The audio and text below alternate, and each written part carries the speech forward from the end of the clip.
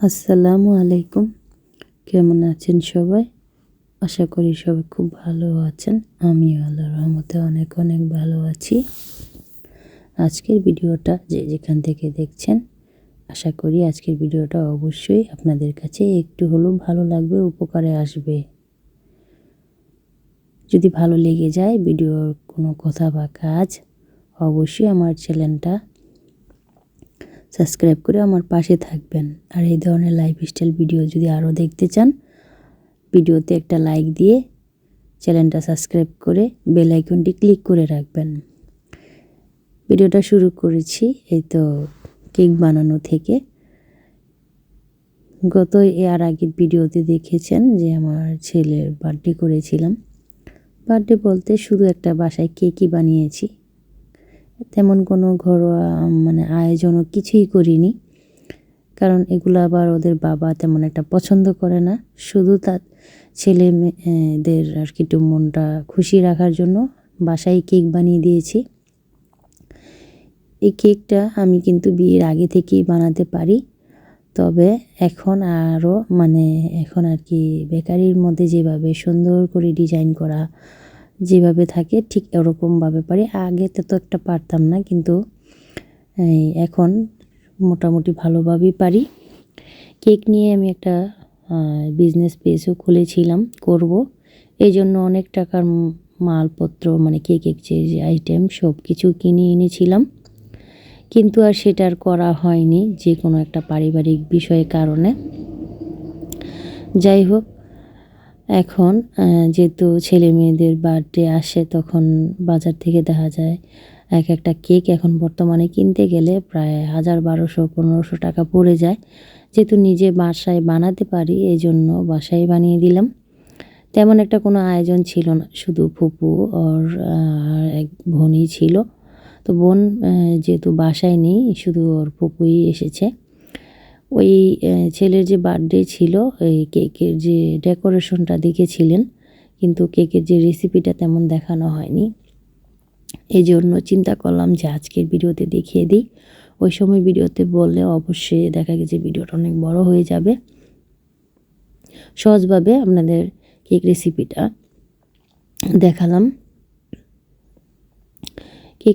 আমি এখানে আধা কাপ ময়দা, সাথে cornflour powder, baking soda, baking powder দিয়ে ভালো করে মিশিয়ে, সামান্য একটু অরেঞ্জ ফুড কালার মিশিয়ে আমি কেকটা বানিয়ে নিয়েছি 4টা ডিম দিয়ে।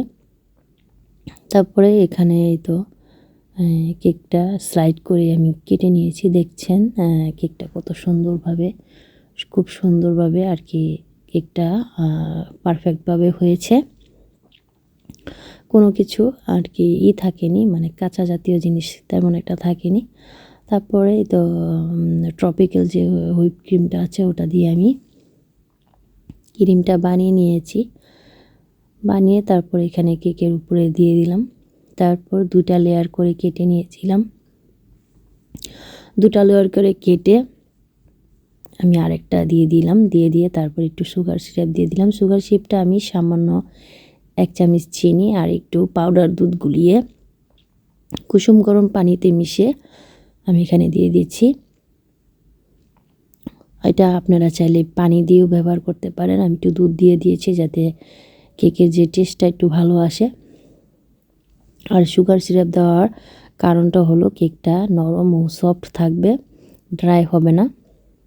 তারপরে এই তো আমি এভাবে কোট করে ফ্রিজে রেখে দেব 2-1 ঘন্টার মতো। তারপর আবার ডিজাইন করব। ডিজাইনিংয়ের ভিডিওটা তো দেখিয়েছেন কিভাবে আমি করেছি, তাই এক ভিডিওতে আর ডিজাইনিংয়ের ভিডিওটা দেখাবো না। যেহেতু কেকের ভিডিওটা ওই ভিডিওতে দিতে পারিনি, এই জন্য দিয়ে দিলাম। কেমন হয়েছে অবশ্যই জানাবেন। আর যদি সহজভাবে অল্প কিছু উপকরণ দিয়ে বাসায় কেক বানিয়ে খেতে চান, অবশ্যই আমার রেসিপিটা দেখে বানাবেন, অবশ্যই হবে পারফেক্টভাবে। তারপর তার আগে ভিডিওতে দেখেছিলেন আমার ছেলে কক্সবাজার গিয়েছিল এই প্রথম একা আর কি। একা বলতে কি অনেক মানুষের সাথে গিয়েছে, কিন্তু আর কি আমাদের থেকে আর কি একা গিয়েছে বাসায় থেকে। যাই হোক, কক্সবাজার থেকে প্রায় 4 দিন থেকে আসলো। তো এসে দেখেন আমার ছেলে কখনো এরকম কিনে নেই নিজের হাতে। বাসায় কি এনেছে, অনেক পদের আচার এনেছে, সাথে শুটকি অল্প অল্প পরিমাণ এনেছে, মানে 2-3টে আইটেম অল্প পরিমাণ এনেছে। ওগুলা ছিল চেপা শুটকি, মানে ফেওয়া চেপা শুটকি এনেছে। এগুলি হয়েছে কাচকি শুটকি। তারপরে এনেছিল মলায়া মাছের শুটকি। এই দেখেন কতটুকু পরিমাণ এনেছে, একেবারেই কম। এখানে বুঝি 50 গ্রাম, খুবই কম। তবে বলেছি যে শুটকি না আনলে হতো, তো ছেলে ওর ইচ্ছে মতো করেছে, কোনো নিজের হাতে কিনেনি, নিজের হাতে কিনেছে। যাই হোক, এই তো পরিমাণ শুটকি এনেছে। এটা ছিল 2টা ছুরি মাছের শুটকি, মাত্র 2টা এখানে হবে, বেশি আনিনি এগুলা অনেক দাম।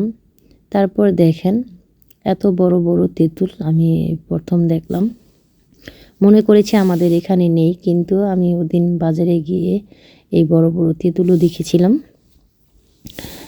এখানে তেঁতুল খুবই পরিমাণ এনেছে, তবে তেঁতুলগুলা এত পরিমাণ স্বাদ। আমার মেয়ে আবার এগুলা চিনি দিয়ে ভর্তা বানিয়ে খেয়েছে, খুবই মজা। তেঁতুলগুলা ভিতরে দেখা গেছে যে কাঁচা, কিন্তু না, উপর দিয়ে কাঁচা মনে হচ্ছে, কিন্তু ভিতরে একেবারে পাকা ছিল। তারপরে তো দেখেন এখানে অনেক পরিমাণ চকলেট, তারপরে আচার, মিষ্টি আচার, ঝাল আচার, বাদাম, তারপর যে কোকোনাট চকলেট, অনেক কিছুই এনেছে।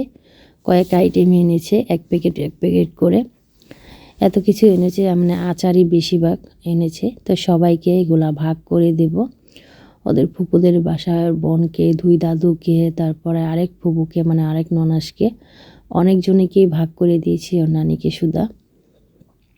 নানিকে দিয়েছি। তো এখন এগুলো আমি মানে ঢেলে রেখে দেখলাম যে কতটুকু পরিমাণ আছে।